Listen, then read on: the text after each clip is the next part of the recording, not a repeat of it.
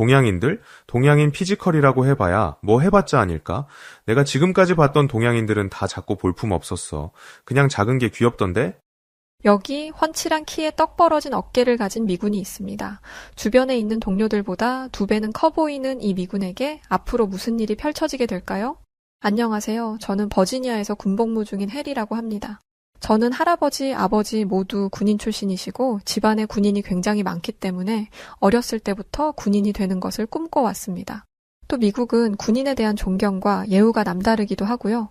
무엇보다 어려서부터 국가에 대한 책임과 의무에 대해 듣고 교육받아 왔기 때문에 저도 자랑스러운 미국의 군인으로서 나라에 충성을 다하고 싶었습니다. 저는 군인이 되겠다는 목표를 이루기 위해 노력에 노력을 다했어요. 미국의 사관학교는 최고의 교육을 받는 대학으로 꼽힐 정도로 미국에서는 명문대로 꼽힙니다. 당연히 입학하기도 어렵고 졸업하기는 더욱 어렵죠.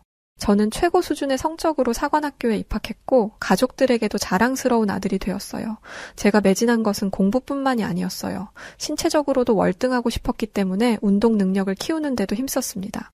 그래서 어렸을 때부터 다양한 스포츠에 입문했죠. 복싱, 주짓수, 무에타이, 유도. 이뿐만 아니라 미식축구, 테니스 등 사교적인 스포츠에도 능통했습니다.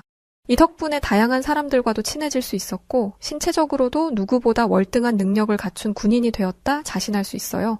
한국은 어떤지 이 부분은 잘 모르겠지만 미국은 스포츠를 잘하는 사람에 대한 선망이 있습니다. 미국을 배경으로 하는 영화나 드라마를 보시면 알 수 있듯이 학교에서 가장 인기가 많은 학생은 보통 신체적인 피지컬이 월등한 경우가 많죠. 구릿빛 피부에 마초 같은 남자들이 인기가 많습니다. 그래서 저는 제 피지컬에 대한 자신감이 대단했어요. 그 덕에 저는 고등학교를 졸업하고 사관학교에 가서까지 주변 사람들과 좋은 관계를 유지했어요. 키가 크고 여러 가지 운동으로 신체를 단련했었고 남들보다 덩치도 컸으니 누구도 저를 함부로 대하지 못했고 성적까지 좋았으니 주변의 인정은 덤이었습니다. 바보같이 무식하고 힘만 센 군인이 되지 않기 위해 계속해서 정진해왔으니 어찌 보면 당연한 결과였죠. 그러던 중 졸업 후 임관한 지 얼마 되지 않았을 때 주일 미군 부대에 방문하게 되었어요. 아시다시피 일본은 태평양 전쟁에서 패배한 후에 자국의 군대를 가지지 못하도록 되어 있습니다. 대신 미군이 일본에 주둔하여 일본과 함께 인도양, 태평양 지역의 정세와 안정을 도모하고 있죠. 주일 미군 부대에 방문하게 된 저와 몇 명의 동기들은 잔뜩 긴장한 상태였습니다. 미국과 한국의 장성들이 모이는 자리라는 것을 알게 되었기 때문이었습니다. 아직 임관한 지 얼마 되지 않은 저희가 이런 자리에 함께 해도 되는 건지 토론하며 일본으로 떠날 날만 기다리고 있었죠. 햇병아리 장교인 저희가 장성들이 주고받는 이야기를 알 수 있을 리 없었지만 저희는 그곳에서 한국의 군인들과 일본의 자위대원들을 만날 수 있었습니다. 저희는 그곳에서 저희가 왜 함께 왔는지를 알 수 있었어요. 저와 함께 일본으로 간 동기들은 일명 엘리트 군인이었습니다. 그곳에 모인 다른 군인들도 마찬가지였겠죠. 저희는 함께 식사를 하고 여러 곳을 방문해보며 각 군대의 이야기를 들을 수 있었습니다. 일본은 군대가 없고 자위대만 있기 때문에 솔직히 처음부터 큰 기대는 하지 않고 있었어요. 제대로 된 군대도 가지지 못한 나라의 군사력은 보나마나 뻔하니까요. 또 다른 나라의 군인들이 오면 가장 좋은 곳을 보여주는 것은 미국도 마찬가지일 테니 제 눈에 보이는 것만 믿지 않기로 했습니다. 그런데 역시 제 생각은 틀리지 않았어요. 미국에 와서 듣게 된 소식이었는데 자위대에서 훈련을 받던 자위관 후보생이 훈련 도중 총기를 난사해서 2명의 자위대원이 사망했다는 것이었습니다. 숨진 2사람에게는 안타까운 이야기지만 대체 어떻게 훈련을 하고 관리를 어떤 식으로 하길래 이런 말도 안 되는 일이 벌어진 것인지 이해할 수 없었습니다. 일본의 주일미군 부대에 방문했을 때 만났던 한국 군인들에게도 그다지 기대감은 없었어요. 동양인의 피지컬은 거기서 거기라는 생각을 하기도 했고 일본의 자위대원들이나 한국의 군인들이나 제가 생각하는 군인상은 아니었습니다. 공부만 잘할 것 같은 범생이상? 딱 그 정도였죠. 한국 군인들을 보고 든 생각은 장성들을 보좌할 실무진들이나 데려왔나 보다 였습니다. 이런 인상은 미국으로 돌아갈 때까지 변하지 않았어요. 한국 군인들이 한국의 군사력을 자랑한 것도 아니었고 딱히 알아보고 싶은 생각도 들지 않았기 때문이었죠. 미국으로 돌아왔을 때 주변인들이 일본에서의 시간은 어땠느냐 앞다퉈 물었지만 저는 해줄 대답이 없었습니다. 그저 그냥 그랬어 라고 대답할 뿐이었죠. 집안에서도 마찬가지였어요. 오랜만에 부모님의 집으로 갔더니 그것부터 물으시더군요. 저는 똑같이 그저 그랬다라고 말씀드렸습니다. 그런데 할아버지가 뜬금없이 한국에 대해 물으시더라고요. 가서 한국 군인들도 만났다며? 저는 전역한 지 한참이 지난 할아버지가 한국에 대해 물으시는 게 의아했습니다. 그건 왜 물으세요? 한국 군인들은 어땠니? 훌륭했니? 저는 제가 느꼈던 감정을 그대로 말씀드렸습니다. 그러자 할아버지와 아버지 모두 고개를 갸웃거리면서 말씀하셨어요. 너도 나름대로 기준을 가지고 한국을 판단한 거겠지만 그것만 보고 한국의 국방력을 재단해서는 안 된다. 저는 두 분의 말이 어른들이 의뢰하는 충고 중 하나라고 생각했습니다. 예를 들어 항상 겸손해야 한다. 예의 바르게 행동해야 한다. 감사하며 살아야 한다. 와 같은 말이요.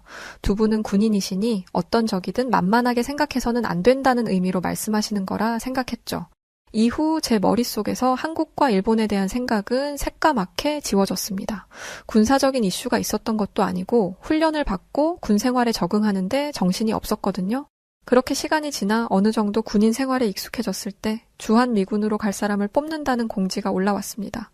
저는 그 공지를 거들떠도 보지 않았어요. 추가 수당이나 혜택이 많았지만 저는 미국의 군인으로서 미국을 지키고 싶었습니다. 주한미군은 한국을 지키는 군인이라는 인식이 있었으니까요. 그런데 저와 함께 일하는 동료 중 한 명이 저에게 왜 한국으로 가지 않느냐 묻더라고요. 해리 정말 안 갈 거야? 나는 혜린이가 당연히 갈 거라고 생각했어. 몇 번을 말해? 나는 미국이 아닌 곳에서는 절대 군 생활을 하지 않을 거라니까. 그때 동료가 덧붙인 한마디 때문에 저는 한국행을 결정했습니다.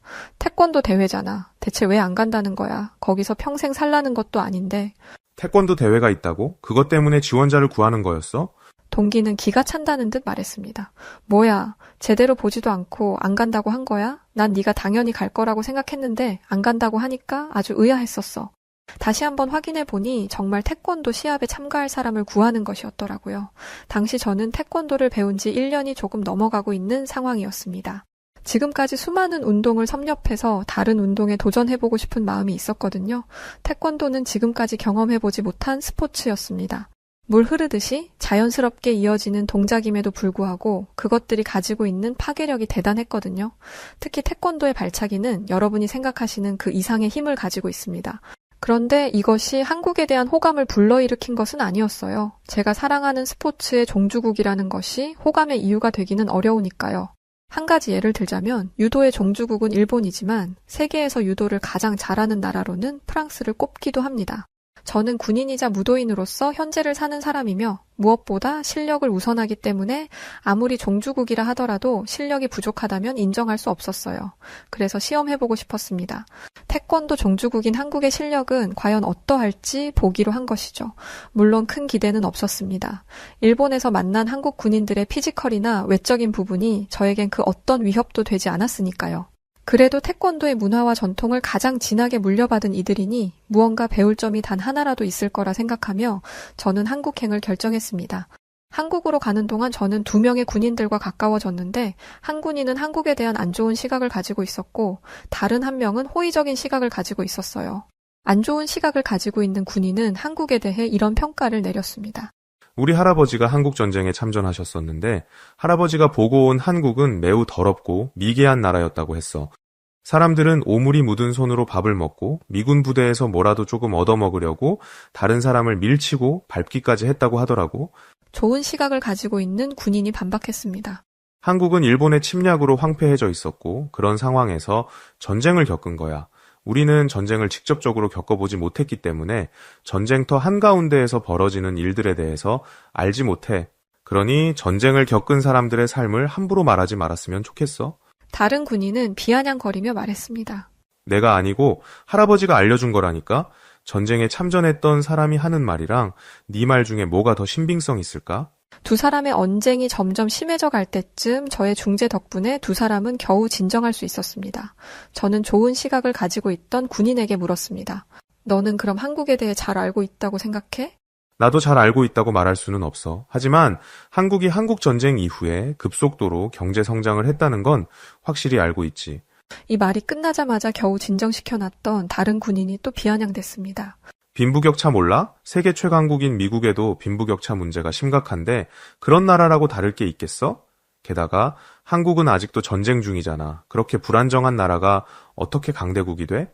무엇보다 자기들 스스로 나라를 지킬 힘도 없어서 미국의 도움을 받고 있는 게 현실 아냐? 제가 한국을 잘 아는 것도 아니고 호감을 가지고 있는 것도 아니지만 한국을 방문하는 미군이 우호국가에게 노골적인 적대감을 내비치는 게 영 안 잊고 왔습니다. 그만들 좀 해. 이렇게 한국을 비난할 거면 대체 여기를 왜 온 거니? 시답잖은 논쟁이라 생각했지만 이 대화는 의외로 저로 하여금 호기심을 불러일으켰습니다. 과연 두 사람 중 누구의 말이 맞는 걸까? 한국에 오기로 결정했으면서 한국에 대해 제대로 알아보지 않은 제가 원망스럽더군요. 한국에 도착 후 비행기에서 내린 이후부터 조금씩 당황스러움이 찾아오기 시작했습니다. 이건 저뿐만이 아니었어요. 한국을 비난했던 다른 군인은 저보다 심했죠. 한국의 공항은 온갖 첨단 기계로 가득했습니다. 제가 군복무를 하고 있는 버지니아주가 시골이기도 하고 나고 자란 곳도 시골인지라 이렇게 화려한 기계들은 처음 봤기에 너무나 놀라웠죠. 저는 공항에 안내 기계가 돌아다니는 것을 보고 까무러칠 뻔했습니다. 한국을 비난하던 군인을 슬쩍 보니 놀란 건 둘째치고 신기해하지 않으려고 안간힘을 쓰고 있더군요. 그러면서 외국인들이 들어오는 곳이니까 가장 잘 꾸며놨겠지? 라며 어떻게든 깎아내릴 구석을 찾고 있었습니다. 누가 보면 한국 사람에게 원한이라도 있는 줄 알겠더라고요. 저희는 공항에서 나와 버스로 옮겨 탔는데 세상에나 버스도 엄청났습니다. 덩치가 큰 미국인들이 앉아도 충분히 여유가 있는 의자에 버튼만 움직이면 등받이와 다리 받침대가 움직이더라고요. 외제차를 타는 것 같았습니다. 무엇보다 청결하다는 것이 몸으로 느껴졌어요. 저는 비난만 하던 군인에게 말했습니다. 오물이 묻은 손으로 음식을 뭐 어쨌다고? 헛기침하는 그 군인을 비웃으며 주한미군 기지로 향했습니다. 주한미군 기지는 제가 평생 보고 살았던 모습이었어요. 군인들이 향수병에 걸리지 않도록 미국과 똑같이 구현을 해두었기 때문이었죠. 저는 그곳에서 주한미군들의 이야기를 들으며 며칠을 지나보냈습니다. 물론 그중 8할 이상이 시차 적응이었지만요. 대망의 태권도 경기가 있는 날 저는 새벽같이 일어나 몸을 풀었습니다. 해리, 왜 그렇게까지 열심히 해? 분명 네가 이길 싸움인 게 뻔하잖아? 솔직히 저도 그렇게 생각은 하고 있었지만 겉으로는 표현하지 못하고 씩 웃고 말았죠. 그렇게 경기장에 도착한 뒤 옷을 갈아입고 있는데 제 옆으로 와서 우통을 벗는 한 남자를 보고 깜짝 놀랐습니다. 라커룸에 왔다는 건 경기에 참가한다는 건데 제 기준에서 몸이 너무 얇았거든요. 근육이 잘 잡혀있는 게 보이기는 했습니다만 저 정도 체급으로 대체 누굴 넘어뜨릴 수 있다는 것인지 어이가 없을 지경이었습니다. 저는 피식 웃으며 도복을 입었고 경기장으로 들어갔죠. 그런데 제가 본 것이 다가 아니었습니다. 한국에는 저보다 키가 큰 군인들도 많았고 동양인이라 믿기지 않는 피지컬의 근육을 가진 사람도 있었어요. 동양인은 체질적으로 서양인보다 몸을 키우는 게 어렵다는데 약이라도 먹은 건지 의심스러울 정도였습니다. 하지만 이런 경기에 나왔다는 것은 약물의 도움을 받지 않았다는 것이겠죠. 솔직하게 말해서 제가 본 한국 군인들이 제가 보고 들은 모습과 너무 달라 기가 죽은 게 사실입니다. 하지만 그럼에도 불구하고 이길 수 있을 거라는 자신이 있었어요. 저는 태권도뿐만 아니라 다른 운동들도 섭렵한 무도인이었으니까 말이죠. 그런데 본격적으로 경기가 시작되자 저는 얼어붙을 수밖에 없었습니다. 사람이 날아다니는 것처럼 보일 수 있다는 사실을 저는 그때 처음 알았습니다. 저를 미국에서 가르쳤던 태권도 선생님보다 훨씬 날렵한 몸짓이었어요. 그중에는 선수 출신도 있다고 하더라고요. 몸은 또 얼마나 유연한지 다리를 뻗어 공격하는 자세의 가동 범위는 자신들과 저의 레벨 차이가 얼마나 나는지를 날카롭게 꼬집어주는 듯 했습니다. 저보다 먼저 출전한 미군들 중 한국 군인들을 이긴 사람은 단 한 명뿐이었어요. 게다가 한국 군인을 꺾었다는 그 한 명도 한국계 미국인인 미군이었습니다. 제가 경기에 출전할 때가 되었을 때 미군들은 기대감이 섞인 표정으로 저를 바라보았습니다. 제가 가장 오랫동안 태권도를 수련해왔기 때문이었죠. 하지만 저는 이미 결과를 예상하고 있었습니다. 제가 이길 수 있을 거라는 기대를 버렸죠. 그럼에도 최선을 다했지만 역시 결과는 변하지 않았습니다. 태권도를 배우기 시작했을 때부터 지금까지 종주국인 한국에 대한 기대감은 조금도 없었습니다. 나 정도면 당연히 이길 수 있을 거라는 자신감으로 여기까지 온 것이었죠. 그런데 맥도 못 추리고 패배해버리고 말았으니 어마어마한 자괴감이 몰려왔습니다. 부끄러움에 고개도 못 들고 주저앉아 땅만 보고 있는데 누군가가 제 앞에 섰습니다. 고개를 들어보니 저와 경기를 한 한국 군인이었어요. 그 사람은 제게 손을 내밀며 굿게임이라고 인사했고 저는 그 인사에 힘을 얻어 한국 군인의 손을 잡고 일어났습니다. 매너가 좋은 사람이었죠. 미군들의 분위기는 바닥을 치다 못해 바닥을 뚫고 있었는데 한국 군인들과 함께 저녁 식사를 하러 가게 되었어요. 저는 동료들과 함께 이런 상황에서 밥을 먹을 수 있겠어? 난 그냥 들어가서 잠이나 자고 싶어. 와 같은 이야기를 나누며 억지로 질질 끌려갔죠. 그런데 우리 먹는 건데? 동료는 심드렁하게 말했습니다. 고기. 저는 어이가 없었어요. 고기? 미국에서 온 사람들에게 고기? 한국에 왔으면 한식이나 이런 것을 먹을 줄 알고 기대하고 있었는데 미국에 가면 발에 치이는 고기를 준다니 경기에서 참패한 것도 죽겠는데 밥이라도 제대로 먹어야 하는 거 아니야? 아니, 이왕 먹는 거면 그럴듯한 걸 먹어야지. 고기가 뭐야? 우리가 고기도 못 먹어서 졌다고 생각하는 거 아냐? 저는 한국 군인들이 참 센스가 없다고 생각했어요. 누군가는 일부러 우리를 엿먹이려고 이런 음식을 선정한 거라는 이야기도 했죠. 그런데 고기를 먹기 위해 세팅된 테이블의 모습은 정말 생소했습니다. 고기를 올리는 것으로 보이는 석쇠가 있었고 옆에는 갖가지 채소와 양념장 같은 것들이 있었어요. 스테이크에 있는 가니쉬 같은 용도인가 싶어서 보았는데 그건 또 아닌 것 같았습니다. 바구니에 채소는 왜 있는 건지 도통 영문을 알 수 없었죠. 얼마 지나지 않아 고기가 나왔는데 저희는 고기에서 눈을 떼지 못했습니다. 누가 봐도 최상급의 고기였어요. 이게 소고기라고? 이 소고기를 뭐라고 한다고? 한우라고? 한우라고 불리는 고기는 환상적이었습니다. 풍부한 육즙에 부드러운 식감까지. 그런데 저희를 놀라게 한 건 이게 전부가 아니었어요. 옆에서 저희를 지켜보던 한 한국 군인이 저희 테이블로 와서는 직접 고기를 구워주었습니다. 그런데 정말 거의 익히지 않고 먹더라고요. 미국 레스토랑에서는 굽기 조절을 하지만 바비큐 파티를 할 때는 무조건 바싹 구워서 먹습니다. 그래서 주저하고 있자 한국 군인은 아무 문제 없다며 고기를 권했죠.